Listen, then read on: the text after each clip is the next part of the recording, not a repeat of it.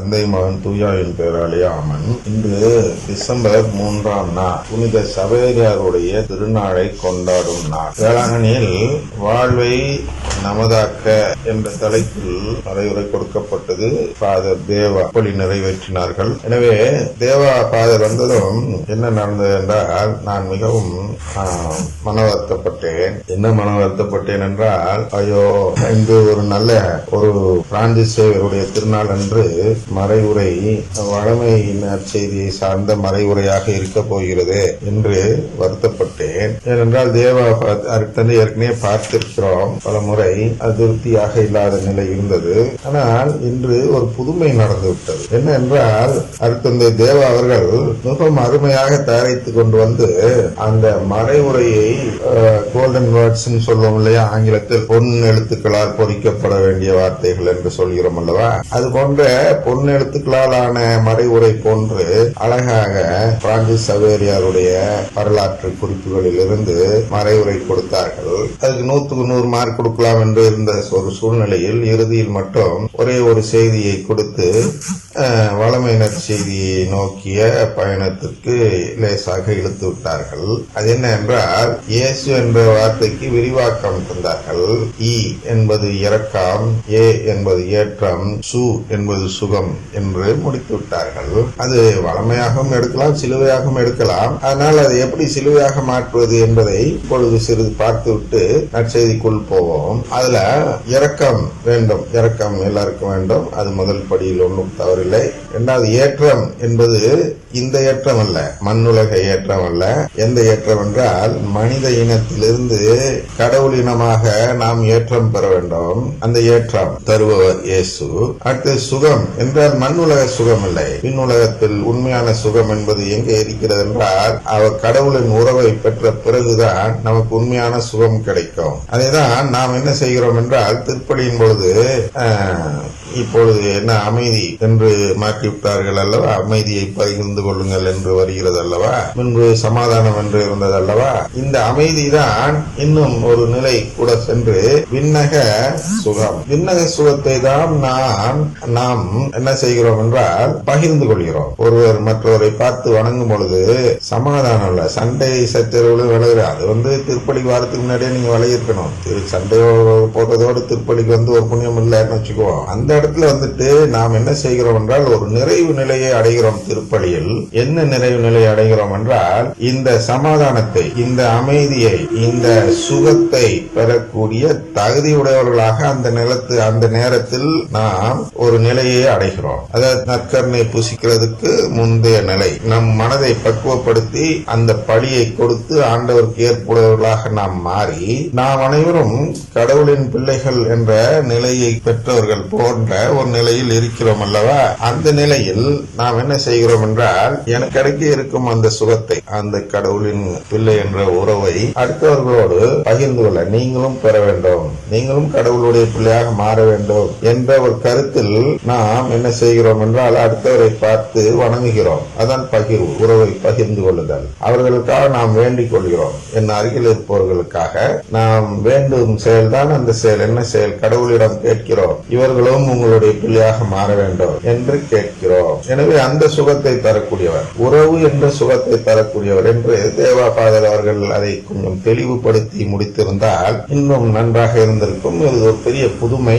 ஆனால் நேற்று ஒரு புல்லரிப்பு, மெய் சிலுத்தல் என்று சொன்னேன் அல்லவா, அதை விட இன்று கொஞ்சம் ஒரு படி கூட இருந்தது என்று சொல்லலாம். ஏனென்றால் இதை நான் அவரிடமிருந்து எதிர்பார்க்கவில்லை. இந்த ஃபாதர் எப்ப பார்த்தாலும் வாம் ஓம் என்ற ஓம்னு சொல்ல மாட்டார், வாம் என்று சொல்வார். அதனால கேட்கறதுக்கே கொஞ்சம் நெருடலா இருக்கும், வார்த்தையோட பொருளே மாறிடும். இவருடைய ஸ்டைல கடைபிடிக்கிறதுக்காக, ரஜினிகாந்த் போல பூச வச்சோன்னு பேர் எடுக்கிறதுக்காக இவர் கருத்தையே மாற்றி விடுகிறார்களே என்று ஒரு மனதுக்குள் ஒரு நெருடலான உணர்வு இருந்து கொண்டிருந்தது. ஆனால் இன்றைய மறைவுரை கேட்டவர் அந்த வார்த்தையெல்லாம் அப்படிதான் பயந்தார். இருந்தாலும் அந்த மறைவுரையின் தன்மையை வைத்து அவருடைய குறையெல்லாம் மறக்கடித்து விட்டார். இது போன்று ஒவ்வொரு முறையும் வைப்பார் என்றார், இது போன்று ஒவ்வொரு குருக்களும் இது போன்று மாறிவிடுவார்கள் என்றார். வேளாங்கண்ணியில் உள்ள குருக்கள் குறிப்பாக குறிப்பாக அனைவரும் ஒரு புனித நிலையை அடைந்து விடுவார்கள், புனிதர்களாக மாறும் நிலையை பெற்று விடுவார்கள் என்று எனக்கு தோன்றுகிறது. இதனால் யோசித்து பார்க்கும் பொழுது என்ன தெரிகிறது என்றால், நம்முடைய ஆயர், அதாவது நம்ம அந்த மறை மாவட்டத்தின் ஆயர், தஞ்சாவூர் மறை மாவட்ட ஆயர் புனிதராக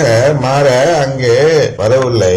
அதாவது புனிதராக மாறுவதற்காக மட்டும் தஞ்சாவூர் மறை மாவட்ட ஆயராக வரவில்லை, மாறாக மறை மாவட்ட குருக்கள் அனைவரையுமே புனிதர்களாக மாற்ற வந்திருக்கிறார் என்று தோன்றி, ஒரு மறை மாவட்ட குருக்கள் அனைவரும் புனிதர்களாக மாறினால் என்ன நிலைமை இருக்கும் என்று யோசித்து பாருங்கள். அது போன்ற ஒரு நிலைக்கு நம் ஆயர் வருவதற்கு வாய்ப்பு இருப்பது போல் தெரிகிறது. நம் மறை மாவட்டத்தில், அதாவது தஞ்சை மறை மாவட்டத்தில் அனைத்து குருக்களும் அதிருப்தியோடு இருந்தார்கள் என்பது, இருக்கிறார்கள் என்பது அனைவருக்கும் தெரியும். ஆனால் இந்த அதிருப்தி எங்கே செல்கிறது என்றால், அவர்களை எல்லாம் அழைத்து விண்ணகத்தில் அவர்கள் அனைவருக்கும் கடவுளின் உறவை பெற்றுத் தரக்கூடிய ஆயராக இருக்க போகிறார் என்பது தெரிகிறது. என்றால் இவர்கள் எல்லாம் இது போன்ற மறைவுரை வைக்கும் பொழுது ஆயருடைய பாராட்டு கிடைக்க வேண்டும் என்ற நோக்கத்தில் தான் வைப்பார்கள். எனவே ஆயருடைய பாராட்டு இதற்கு கிடைக்கும் என்ற ஒரு தைரியமும் இதுவும் இருப்பது எதனால் என்றால், அந்த ஆயருடைய நம்பிக்கை அதில் இருக்கிறது தெரிந்ததும். ஒவ்வொரு மறைமாவட்டத்திலும் அந்த மக்கள் மீட்பு பெறுவது அந்த ஆயருடைய நம்பிக்கையை வைத்துதானே தவிர, அவரவர்கள் சொந்த இதில் வருவது ஏதோ அபூர்வமா ஒரு சிலர் வருவார். ஆனால் ஒரு ஆயர் புனிதராக இருந்துவிட்டால் அந்த மறைமாவட்டமே மீட்பு பெற்றுவிடும். எனவே இது போன்ற குருக்கள் மாறுவதற்கு மறைமுகமாக ஆயர் காரணம், அதை நாம் மறக்க கூடாது. அதற்கு கீழே அதிபர், அதுக்கப்புறம் பங்கு தந்தை எல்லாம் பார்க்கிறோம், அற்புதராஜ் ஃபாதர் எல்லாம் பார்த்தோம். அவர் ஏற்கனவே இந்த இதிலேயே இருந்ததனால் அவர்களுக்கும் அதில் பொறுப்பு இருக்கிறது. அவரும் பாராட்டு அவர்களை எல்லாம் குறை கூறிவிடாமல் இருக்க வேண்டும் அல்லவா, அதில் அவர்கள் பங்கும் இருக்கிறது. இருந்தாலும் இன்று நேரம் போதாது என்றாலும் முடிந்தவரை சீக்கிரமா முடித்து விடுகிறேன்.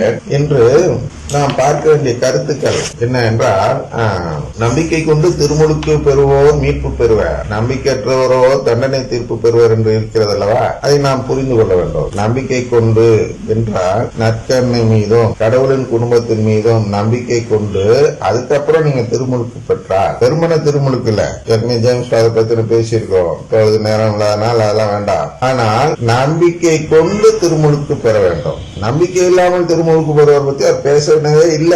நீங்க நம்பிக்கை இல்லாதவங்களுக்கும் திருமுழுக்கு கொடுக்காதீர்கள். பெந்தகோஸ்துக்காரர்களை அழைத்துக் கொண்டு வந்து கத்தோலிக்க திருச்சபையில் திருமுழுக்கு கொடுப்பது என்பது நம்பிக்கையற்றவர்களுக்கு திருமுழுக்கு கொடுக்கும் செயலாக மாறிவிடுகிறது. அதனால நம்பிக்கை கொண்டு திருமுழுக்கு பெற்றால் மீட்பு பெறுவர், நம்பிக்கையற்றவரோ தண்டனை தீர்ப்பு பெறுவர். என்றால் என்னென்றால், தண்டனை என்று எடுத்துக் கொள்ளாதீர்கள், உலக பார்வையில் தண்டனையாக தெரிகிறது.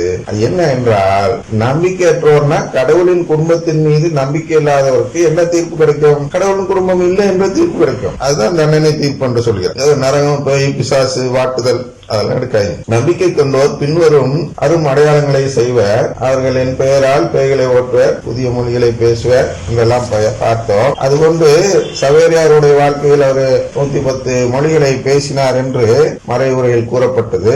சவேரியார் என்ன செய்தார் என்றால், அந்த இந்தியாவுக்கு வந்ததும் ஆன்டிடோட் என்று சொல்லக்கூடிய இதை பாம்பு இந்தியாவில நிறைய இருக்கும், அதனால ஆன்டிடோட் மருந்தை எடுத்துட்டு போங்கன்னு சொன்னா எனக்கெல்லாம் வேண்டாம், ஐ ஆர் டிவைன் ப்ராவிடன்ஸ், எனக்கு கடவுளுடைய இதற்கு ப்ராவிடன்ஸ் இருக்கு, உதவி இருக்கிறது, அதனால் அவர் பார்த்துக் கொள்வார் என்று சொல்லி அது வேண்டாம் என்று திருப்பி அனுப்பினார் என்று பார்க்கிறோம் அந்த அவருடைய வாழ்க்கை இதுல. அதுபோன்று அந்த இதுல என்ன வரும்னா, அந்த பாம்புக்கு தீர்னாலும் அவர்களை ஒன்றும் செய்யாது என்று வரும் இந்த இடத்துல. அதனால் நம்பிக்கை கொண்டோர் பின்வரும் மரம் அடையாளங்கள் செய்வார்கள் என்றால் அவர் அந்த அடையாளத்தை பெற்றவராகவும் இருந்திருக்கிறார் என்று பார்க்கிறோம். அடுத்தது முதல் வாசகத்தில் 1 கொரிந்தியர் 9 16 முதல் 19, 22 முதல் 23 பார்க்கிறோம். அதுல என்னன்னா 14 முதல் 19 நான் நற்செய்தியை அறிவிக்கிறேன் என்றால் அதில் நான் பெருமைப்பட ஒன்றுமில்லை. நான் நற்செய்தி அறிவிக்கிறேன்னா நம்ம பெருமைப்படக்கூடாது, பெருமைப்படுறதுக்கெல்லாம் நமக்கு ஒண்ணும் இல்ல, அது நம்முடைய கடமை என்று சொல்ற. இதை